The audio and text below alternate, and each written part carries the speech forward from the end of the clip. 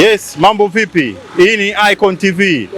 Tuko maeneo ya Karume sokoni hapa. Tumekuja kumtembelea mshabiki wa Simba maarufu sana, mwanachama wa Simba anaitwa Bajabili.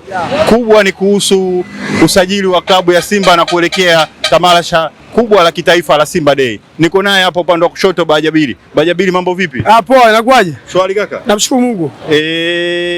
Naona mnafanya vurugu kwenye upande wa usajili. Vipi, unaongeaje kuhusu usajili wa Simba Sports Club msimu huu? Kusema kweli sio vurugu, bali tu ni kipindi ambacho kimefika cha usajili. Lazima timu kama Simba Sports ifanye hivyo. Na timu ambayo inafanya hivi ni timu ambayo ina tajiri.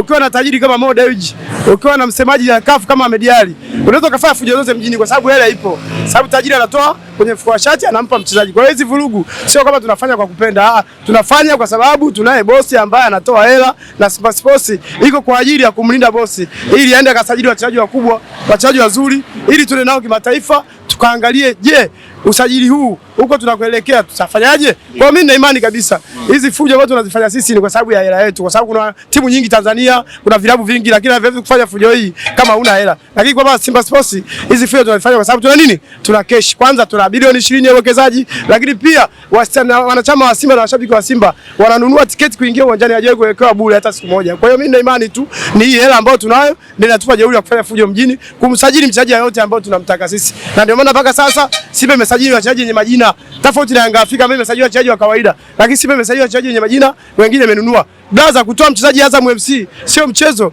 Simba imepambana na Simba imeamua kujitoa. Usio kafikiri ni masiara. Sisi hatujatoa mchezaji katika timu za ligi inataka kushika daraja, mfano kama Shujaa ni ya 14 inataka ishike daraja. Unatoa mchezaji aje akupe kitu katika mashindano ya kimataifa, ni ngumu sana. Simba Sports imeangalia ni wapi anafanya na wapi anaingiza sehemu sahihi. Simba Sports imeenda kwa Azam ikauliza bei Chilambo, wakanunua. Wakaenda kwenye wale wale Pamba Jiji, wakauliza bei gani huyu, wakanunua. Watu wakatoka pale wakaenda Coast Union wakauliza bei, na bado umeona bana, tukanunua na bado tunaendelea kutoka nje ya nje ya Tanzania. Nadhani Mungu akipenda kuanzia mida ya saa 7 saa 8 kuna vyuma vikubwa utavisikia ambavyo vinatoka katika vilabu kubwa, mfano kama Mamelodi, umeelewa, pale kwenye timu ambazo zina tija. Kwa hiyo mimi nina imani kabisa kwa kipindi hiki cha usajili Simba Sports tunapiga bao, na mwaka huu tuna jambo letu, ndugu mtangazaji.